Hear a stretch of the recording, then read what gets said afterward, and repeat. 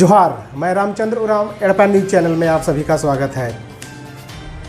ये प्रोग्राम है कुड़ुक प्राइम। इसके पहले आप मेरा चैनल लाइक और सब्सक्राइब नहीं किए हैं तो लाइक और सब्सक्राइब कर दें। ये कुड़ुक प्राइम आपको एड़पा न्यूज़ के पेज पर भी आपको देखने के लिए मिलेगा, साथ ही साथ यूट्यूब चैनल पर भी आप देख सकते हैं। मेरा फेसबुक पेज लाइक कीजिए ताकि आपको ये वीडियो आपको देख सकेंगे, और यूट्यूब चैनल है उसको आप सब्सक्राइब जरूर करें और शेयर भी ज़रूर करें। चलिए आइए बात करते हैं। भारत में एक ऐसे लीडर हैं जो मानवतावाद और विज्ञानवाद की बात करते हैं। उसका नाम है धीमान विजय मानकर, जो Ambedkar right party of India के संस्थापक हैं। इन्होंने ना तो जाति और ना तो धर्म, इन दोनों से ऊपर उठ के मानवतावाद और विज्ञानवाद की बातें की है। सच भी है। पिछले दिनों नागपुर में विभिन्न राज्यों से कैडरों को बुलाकर स्पेशल ट्रेनिंग दिया गया। यह ट्रेनिंग नागपुर में 19 से 24 तारीख तक ट्रेनिंग हुआ, जिसमें काफ़ी लोग अलग अलग राज्यों से आए थे और उत्साहित थे। धीमान विजय मानकर का कहना है कि भारत के संविधान में कुछ आंशिक संशोधन की ज़रूरत है। उन्होंने कहा कि जो भी मैं बातें कहता हूँ वो बिना एविडेंस के नहीं कहता हूँ। उन्होंने बताया कि दुनिया की ऐसी कोई किताबें नहीं हैं जो विज्ञान और मानवतावाद पर लिखी गई है उसको अध्ययन नहीं किया हूँ। वो टोटल सारी चीज़ें अध्ययन करने के बाद अपने पार्टी में कैडर ट्रेनिंग में ये बातें कह रही थी। मेरे बैकग्राउंड के पीछे देख सकते हैं किस तरह से ट्रेनिंग दिया गया है, आंदोलन किस तरह से करना है, कैसे लोगों को बोलना है, कैसे लोगों को करना है, ये सारी चीज़ें सिखाई जा रही है। आप देख रहे हैं विशेष कैडर ट्रेनिंग में जगह जगह से लोग आए हुए हैं।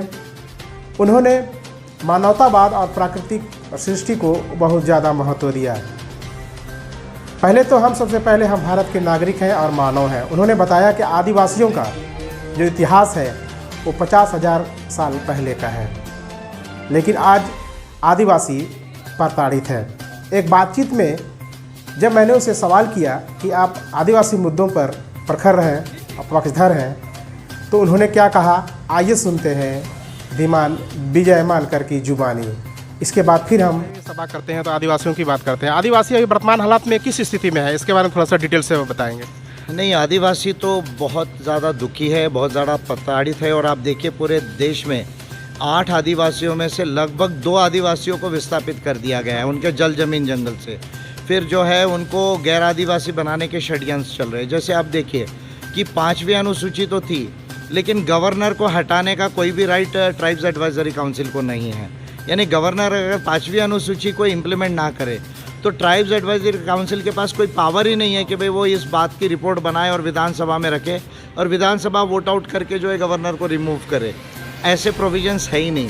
फिर आप जो है पेसा एक्ट बनाया 1996 में, लेकिन नियम अभी तक नहीं बने हुए हैं ठीक से। फिर देखिए पेशा क्षेत्रों में गैर पेशा क्षेत्र बनाने का म्यूनसिपैलिटी से जो है कोशिश हो रही है कि गांव जो है वो शहरों को दे दो, और फिर उसके वजह से शेड्यूल्ड एरिया कम होते जाएगा। और फिर जो सबसे बड़ा इशू है कि जल जमीन जंगल के वो मालिक हैं, तो वन संपदा की जो उनको मालकियत मिलनी चाहिए माइनर फॉरेस्ट प्रोड्यूस की, और मिनरल राइट मिलना चाहिए, वो अभी तक नहीं हुए हैं। फिर राज्य जो बनाए गए तो केवल भाषा के आधार पर बनाए गए, लेकिन वो आदिवासियों के क्षेत्र को काट के बनाए गए। जैसे अब अगर मैं झारखंड की बात करूँ तो मयूरभंज जो है उड़ीसा का, वो झारखंड में होना चाहिए। वेस्ट बंगाल का जो पुरुलिया है वो संताल परगनास में होना चाहिए, वहाँ जुड़ा हुआ है। तो ये सब नहीं हुआ है। तो ये तमाम चीज़ें ने आदिवासी का तो हर जगह शोषण हुआ है, हर जगह जो है प्रताड़ना हुई है, और उसके वजह से जो है और अब ये कोशिश हो रही है कि उसको गैर आदिवासी बनाया जाए। जैसा कि अभी आपने धीमान विजय मानकर का बात सुना कि आदिवासी किस तरह से प्रताड़ित है और किस तरह से उसको सताया जा रहा है। विश्व में जहाँ जहाँ आदिवासी है वहाँ पर उनको सम्मानपूर्वक अधिकार मिला है, लेकिन भारत में अभी तक आदिवासी को पूर्ण दर्जा ना तो उसका धर्म कोड मिला है, ना जहाँ जहाँ भी आदिवासी हैं वहाँ पर खनिज संपदा है। संविधान के अनुसार पेशा कानून से मिला हुआ है, उसमें वन अधिकार अधिनियम 2006 उसके लिए कानून बनाया गया है, ग्राम सभा बनाया गया है। जहाँ जहाँ भी खनिज संपदा जहाँ विस्थापन होता है वहाँ पर उसकी ज़मीन से, जहाँ आदिवासियों की ज़मीन से खनिज निकलती है, उसमें कम से कम 15 से 20% का शेयर होल्डर आदिवासियों को बनाया जाए, तभी ये उसकी स्थिति, दिशा और दशा सुधरेगी। एक बातचीत में विजय मानकर ने दावा किया कि अगर वे प्रधानमंत्री बनते हैं तो इस देश की संविधान में आंशिक संशोधन करेंगे और विज्ञान और टेक्नोलॉजी को महत्व देंगे। आइए सुनते हैं इसके बारे में विजय मानकर ने आगे क्या कहा। संविधान में कहते हैं सुधार की आवश्यकता है, इसमें क्या त्रुटि आपको दिख रही है? बहुत सारी त्रुटियां हैं। जैसे अगर मैं कहूँ तो आदिवासियों के लिहाज से तो संविधान ने आदिवासियों को एबॉरिजिनल ट्राइब नहीं माना, जो जयपाल सिंह मुंडा कह रहे थे। इसका हिंदी ट्रांसलेशन आदिवासी होना चाहिए, वहाँ पर भी गलती हुई है। फिर जो इंटरनेशनल लॉ है पर्टिकुलरली आदिवासियों से संबंधित, ILO convention 169, universal declaration of rights of indigenous people 2007, इसके तहत फिर और जो अमेंडमेंट्स लाने चाहिए थे संविधान में वो नहीं लाए गए। अब आदिवासियों का एक प्रकृति को मानने वाले लोग हैं आदिवासी पूरे देश के, वो कह रहे कि भाई हमारे सब आदिवासी कह रहे कि भाई कोड होना चाहिए हमारे लिए अलग से।